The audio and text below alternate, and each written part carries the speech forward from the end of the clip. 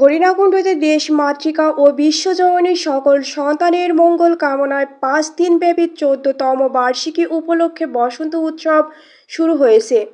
ঝিনাইদহের হরিণাকুণ্ডু উপজেলার চিথলিয়া পাড়ায় শ্রী শ্রী বাসন্তী পূজা উদযাপন কমিটির আয়োজনে গতকাল থেকে শুরু হয়েছে 5 দিনব্যাপী শ্রী শ্রী বাসন্তী পূজা।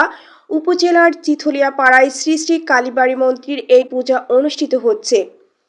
বৃহস্পতিবার মহাষষ্ঠমী পূজার মাধ্যমে এই মহা উৎসবের সূচনা হয়েছে। আজ মহাসপ্তমী, পরবর্তী দিন মহা অষ্টমী, এরপর মহানবমী এবং বিজয় দশমী উদযাপন করা হবে।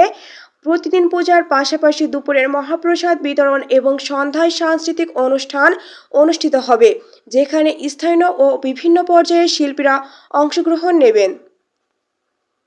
শ্রী শ্রী বাসন্তী পূজা উদযাপন কমিটির সংগঠনটি গত 14 বছর ধরে ধারাবাহিকভাবে এই পূজার আয়োজন করে আসছে।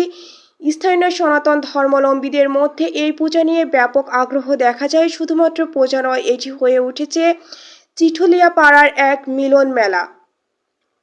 শ্রী শ্রী বাসন্তী পূজা কমিটির কাজল কুমার বলেন, 14 বছর ধরে কিছু সাহায্য ও সহযোগিতার আমরা এই বসন্ত উৎসব করে আসছি, তার ধারাবাহিকতা এই বছর আমরা উদযাপন করেছি। এর চেয়েও আমরা আরও জাঁকজমক করে বসন্ত উৎসব করে থাকি, কিন্তু এবছরে দেশের পরিস্থিতির জন্য আমরা সীমিত আকারে আয়োজন করেছি।